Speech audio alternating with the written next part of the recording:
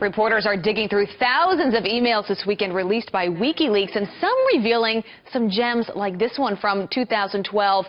Qatar would like to see WJC for 5 minutes in NYC to present a $1 million check that Qatar promised for WJC's birthday in 2011. But are emails like this just the tip of the iceberg? Joining me now is the man who wrote the book about the money the Clintons have received, Peter Schweitzer, author of Clinton Cash. What is your take?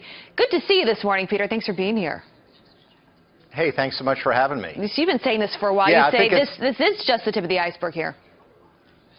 Yeah, no, that's exactly right. And I think that as the email flow continues, there are going to be more and more troubling emails. I think the level of intensity is going to rise. Basically, what WikiLeaks has said is they've released about 20% of them, and they're saving the best for last. So I think we're going to continue to see this pattern emerge. And look, all of the biggest concerns that critics of the Clinton Foundation had of pay-to-play, of Hillary's conduct of the State Department, they've all been confirmed. There's nothing in these emails that indicates that people are exaggerating concerns about quid-pro-quo and favors being traded. The evidence confirms it rather than turns it away. Yeah, and I think a lot of people that see this, they're thinking, okay, you get a $1 million check if you're President Clinton for your birthday.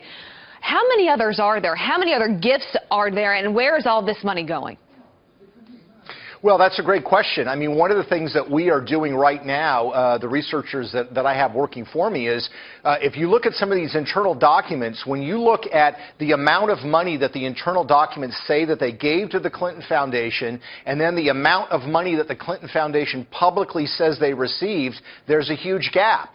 So the Clinton Foundation, in its quote-unquote public disclosure, has not been disclosing the full size of these gifts. And I think the example from Qatar and other countries is only going to further amount. Look, there needs to be an independent investigation of the Clinton Foundation. They have not been straight. They have not been honest. Clearly, the concerns Chelsea raised about pay-to-play, about quid-pro-quo, about corruption are very real. And it goes to the heart of Hillary Clinton's conduct while she was Secretary of State. Yeah, and Peter, you've written a book about this Clinton Cash, as I mentioned earlier.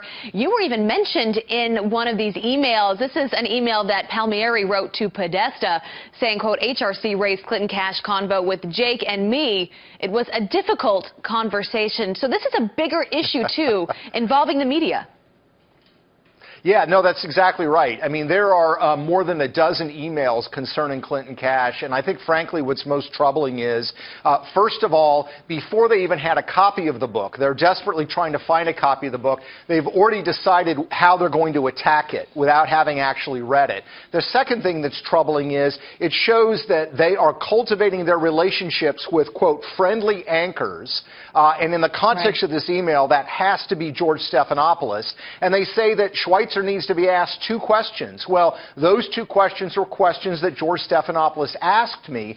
After that interview, there are emails where they're high-fiving and saying, great, we got done what we needed to get done. So it really goes to the heart of some media outlets. Some alarming things. Peter Schweitzer, thanks for being with us this morning. Good to see you. Thank you.